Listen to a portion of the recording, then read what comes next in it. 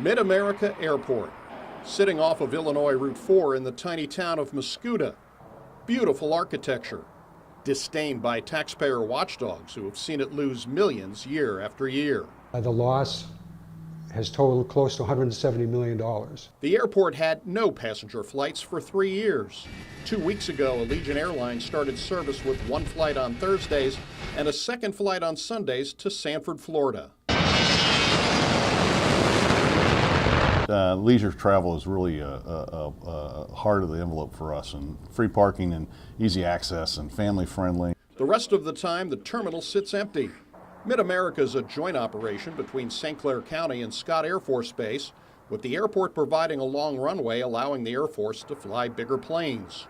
Over $300 million have been poured in here, and groups like Citizens for Smart Growth call it an albatross sucking revenue. But it is mathematically impossible, as the saying goes these days, to make this airport come out in the black. The airport was built in the late 90s to provide an alternative to Lambert, before the downfall of the airline industry, before 9/11. Even though the conditions have changed, the plans for MidAmerica Airport have not changed. The addition of Allegiant provides hope that as the economy improves, so will the fortunes of MidAmerica. The economy is a backbone, though, for everybody. As the economy grows, I think there'll be more air service all around. Occasionally, an airline will come along and fly for a while, and there are a few passengers that go in and out of it, but essentially it's a ghost town. Boeing operates a small facility here, and North Bay Produce flies in perishable items like fruits and vegetables. With the lure of cheaper fares, MidAmerica hopes to capture more of the passenger market. If the airport hits 10,000 passengers a year, it will be eligible for an annual federal grant. And then we're afforded an opportunity to have $1 million grant every year. Still not enough to offset the losses. Audits show the airport lost $8.4 million in 2011 after losing more than $11 million in 2010.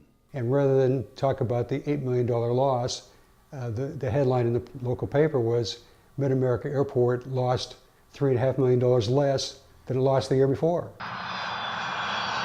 MidAmerica has never reached its potential and has been a drain on taxpayers.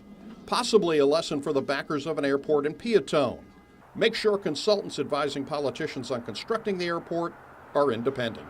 Be very, very, very careful. Somebody who's going to be truly independent to look at this thing and see if that is really the smart thing to do.